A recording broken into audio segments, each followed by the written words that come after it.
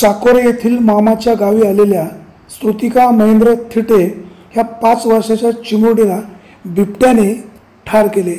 या कुटुंबाची खासदार शिवाजीराव आढळराव यांनी भेट घेऊन सांत्वन केले। शासनाकडून तातडीने 3 लाख रुपयाची मदत मिळवून दिली, तसेच उर्वरित 12 लाख रुपये लवकर देण्याच्या सूचना वन विभागाच्या अधिकाऱ्यांना केल्या। याविषयी खासदार आढळराव काय म्हणालेत ऐकूयात। ब्युरो रिपोर्ट, विघ्नर टाइम्स। परवाच्या दिवशी आंबेगाव तालुक्यातल्या साकोरे ह्या गावी दुर्घटना घडली।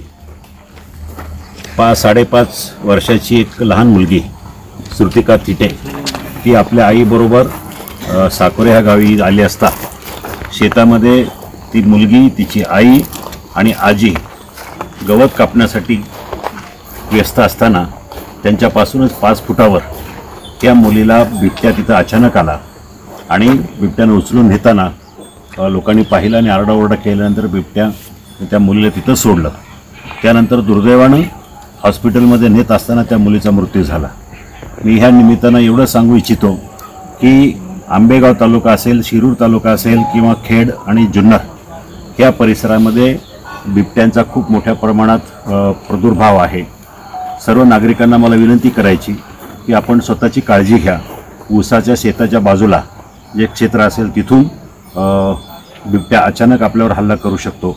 दाट पिकामध्ये बिबट्या लपून राहू शकतो।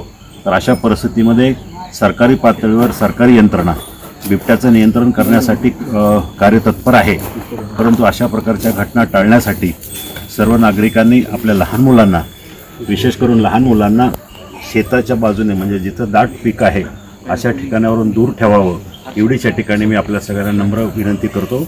आणि फॉरेस्ट खातं, वन विभागानं याची काळजी घ्यावी आणि बिबट्यांसाठी लवकरात लवकर उपाययोजना कराव्यात अशी या ठिकाणी मी आवाहन करतो।